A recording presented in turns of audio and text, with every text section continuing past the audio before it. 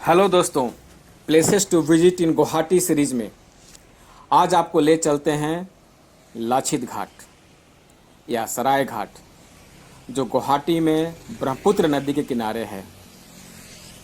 ये बहुत ही ऐतिहासिक जगह है और इतिहास में इस जगह का नाम वीरता के लिए मशहूर है।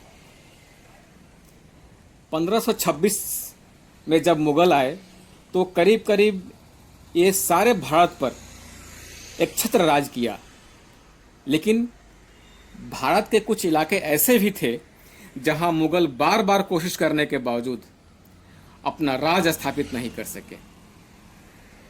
ऐसे ही एक राज्य है असम, जिसमें सैकड़ों सालों तक अहोम राजवंश का शासन रहा।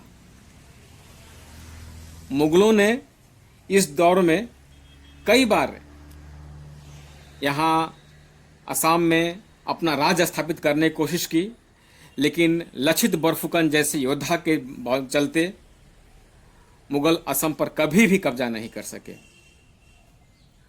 वैसे हमारे इतिहास में कई ऐसे योद्धा हुए जिन्होंने अपनी वीरता से मुगलों और अंग्रेजों से खूब टक्कर ली, लेकिन दुख की बात रही कि हमारे इतिहासकारों ने उन्हें साजिश के तहत भुला दिया और ऐसे योद्धाओं की कहानी देश की आम जनता तक नहीं पहुंच सकी।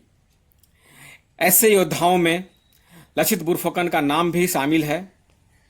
बरफुकन एक्चुअली उनका नाम नहीं, टाइटल है, और लछित बरफुकन अहोम राजवंश के सेनापति थे, यानी कमांडर इन चीफ थे।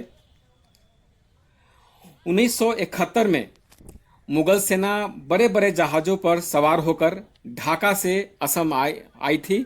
इसी रास्ते से असम में घुसने की कोशिश की थी, जिसे लछित बरफुकन की लीडरशिप में अहोम सेना ने कम सेना बल के बावजूद तकनीकी और चतुराई से मुगल सेना को वापस जाने को मजबूर कर दिया। वापस जाते जाते इनके लगभग 4000 मुगल सैनिक मारे गए थे, कई जहाज नष्ट हो गए थे।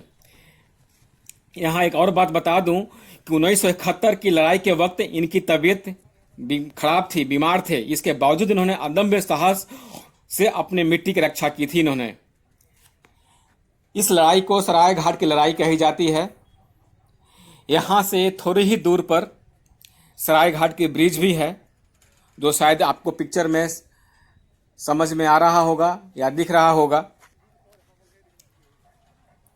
और ऐसे ही वीरता के बदौलत अहोम राजवंश 1826 तक, यानी कि अंग्रेजों के समय तक राज किए थे। इस जगह भारत को इतिहास में महिमा मंडन करने के लिए भारत सरकार ने दिसंबर 1919 में जापान के पीएम श्री शिंजो आबे का प्रोग्राम रखा था, लेकिन सीएए प्रोटेस्ट के कारण ये प्रोग्राम नहीं हो सका।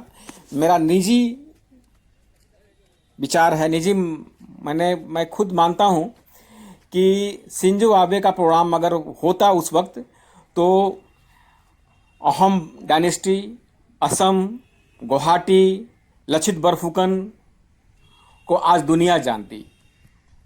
खैर, कोई बात नहीं। अगर ये हो न सका तो हमारी ये छोटी सी कोशिश है कि लछित बरफुकन को लोगों को बताएं, उनके बारे में लोगों को बताएं, उनकी वीरता के बारे में बताएं। बहुत ये एक जगह, एक घाट जो बनाया गया है, बहुत ही अच्छा बनाया गया है। ये शिंजो आबे के लिए बनाया गया था, जो आज इवनिंग के लिए, जो गुवाहाटी में इवनिंग में जो आते हैं, उनके लिए बहुत ही एक स्पॉट की जगह बन गया है। लोग शाम को आते हैं, यहाँ घूमते हैं। यहाँ लगभग कई सारे river cruise, river boat, river house, river हट यहाँ लगी हुई रहती है, जहाँ आपको असमीज़ एथनिक खाना, मनोरंजन, एथनिक जो यहाँ के असमीज़ गाने हैं, संगीत चलता रहता है, जो आप इसका आनंद ले सकते हैं।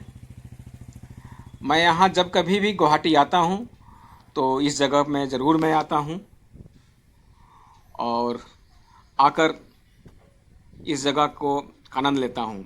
यहाँ कई सारे रिवर क्रूज भी चलती है, जिसमें ब्रह्मपुत्रा क्रूज भी शामिल है।